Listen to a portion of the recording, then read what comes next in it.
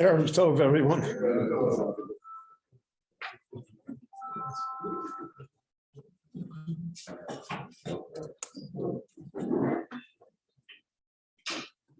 As I mentioned to you yesterday, this parsha really is Seder Nezikin, and Gemara Bava Kama is included in the parsha. We have the Torah explains to us the liabilities if someone damages the person, the body of another person. So he's chayav. There are 5 types of damages to be paid. Nezek, the exact damage, and tsar, the pain, sheves, the loss of income, and ripui, the medical expenses, and boshes, the psychological shame that's involved. But the Gemara discusses all of that. So in the pasuk it says, "Rakshifto yitain v'rapo yirape." The pasuk discusses sheves, the loss of income, v'rapo yirape, and he has to heal. He has to be healed from the wound. So the Gemara looks at it and says, why does it say 2 words, rapo yirape? So the Gemara says, Rashi quotes it, Mikan shenitno rishus larofe larafos. The Torah instructs us that physicians have the permission of heaven, so to speak, that they should heal people from sickness. So we have 2 great divergent streams in how we view this, because many of the Meforshim ask, we have halacha alav in the Torah of lo samud al dam re'echa, not to stand idly by and see someone else suffer when we can somehow alleviate that suffering. So how can it be that a person that has medical knowledge or is a skilled physician needs rishus? It's implied here that if it wouldn't say rapo yirape, if it would only say 1 word, he would not have rishus larapos. And that seemingly goes counter to the values and the ideas of the Torah about how to help people, to be gomel chesed to people. So the Ramban has a sefer called Torah Sodom, which is a book about Bikur Cholim, about the halachas of tending to the sick. And the second half of the book, the major part of the book, are Hilchos Avelis, that the Ramban discusses in detail. Now, the Ramban himself was a physician, and physicians in those days are not, they're in the same general category, but they had none of the tools that exist today. So they were mainly diagnosticians and people that dealt with drugs, plants, that type of medicine. The Ramban there says there's a machokas in the Rishonim whether Rapo Yerape applies to surgery. Because surgery is the intentional damage done to the person, right? It's a chabola that you make in the person.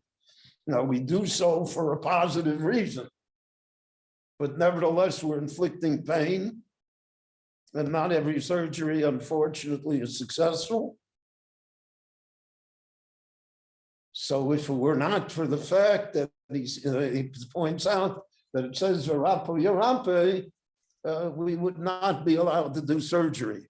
And there are Rishonim that object to surgery, in their time at least. So again, we're talking about surgery without anesthetics, without infectious disease control, et cetera, et cetera. There's an interesting point that many of the Achronim bring. In the Gemara in Psachim, in the 5th parak, we have it as the 5th parak. There are Rishonim that have it as the 10th parak. They reverse the 10th and the 5th. But in the 5th parak, the Gemara tells us that there were 6 things that Chizkiyahu Melech Yehuda instituted, that he was Machadish. And the Gemara says, Shlosha Hodolo, in 3 matters, the Chachamim agreed with him that it was a good idea. Shlosha Lo Hodolo. In 3 matters, they disagreed with him. So he made a double Nissan, they disagreed with that. The Gemara talks about it. One of those that they disagreed with is because it says Gonaz Sefer HaRefuos. There was a book called Sefer HaRefuos, the book of healing medicine. And he took the book out of circulation, put it away so that people didn't have it anymore. And the Chachamim disagreed with that. So why would he take a book that was Sefer HaRefuos and take it out of circulation? What lies behind it? So Rashi says that the Sefer HaRefuos was an actual book that worked, so to speak, that had medical and physical aid if you followed it. So he took it out because people were no longer misfollowed to the Rabbanu Shalom. Once you know, like if the doctor gives you a pill and he says this is going to cure you, so you have less kavanah when you say Refainu, because you have it under control. You don't have to appeal to the Baal HaRefuos. And therefore, Rashi says he took it out of circulation in order that people would not have that advantage, so to speak, to be able to heal themselves. And today, you know, you look up on Google and it tells you what medicine and what's in the medicine. If you ever look it up, you'll never take the medicine. You'll notice in Israel, when you buy a drug, so there's always a piece of paper in the box that says all of the terrible things that can happen to you from taking the drug. But no one ever reads it. And because we're convinced that the medicine's going to help us, Baruch Hashem. So Rashi says that that's the reason Ganav Sefer HaRefuos. That's the reason he took it out of circulation. The Rambam in the Pirush HaMishnayos, the Rambam usually in the Pirush HaMishnayos is golden language. He is so concise, short, to the point. the right word clear. And here the Rambam goes through a whole long essay. And he says, I heard that there is such an interpretation that Gona Sefer Refuos means that they took the book that really had Refuos in it and they put it away in order that people should pray better or more. The Rambam says, how can that be? What kind of logic is that, to punish people? We don't punish people in order to make them more pious. The Rambam's example is you should never give money to the poor because let the poor pray. You're facilitating them, so to speak, when you support them. Why does he have to pray? Why does he have to pray to the Ribono Shalom? He knows he's going to get a check. So the Rambam dismisses that completely. And the Rambam says that the Sefer Refuos was really alchemy, quack medicine, killed people. You know, they were psychologically, we're always looking for a magic bullet.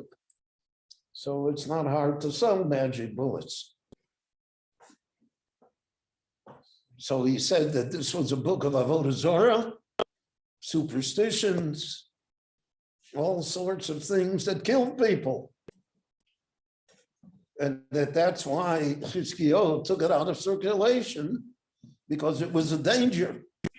People believed in it, and it was something that was completely false and counterproductive.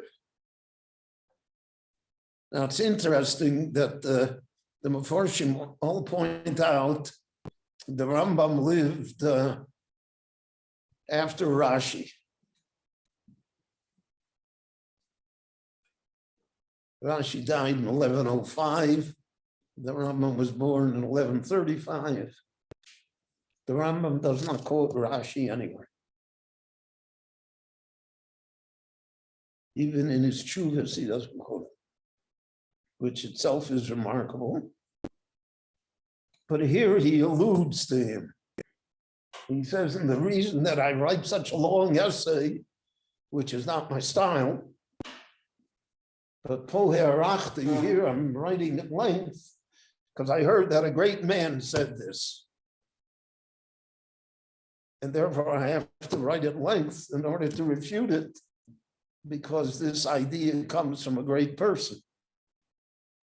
And therefore that's why I have extended myself here. So we have here human nature. People look to be cured. We look to have good medicine. Is that diminish our faith in God, so to speak? As long as we think that the pill will help, so we don't have the proper kavanah refueno. So that's an issue. And that issue is really lies at the heart of what is discussed here between the Rambam and Rashi, based on the repetition of the word for Rapo Yorape. What does it come to teach us? And why does it have to say, Mikan Shadit no Rishus, Larofe Larafos? Rabbi Chananya Barakash Omer, Otsa Kodesh Baruch Hu, Lazakos Israel, Fichachir Valahem Torah.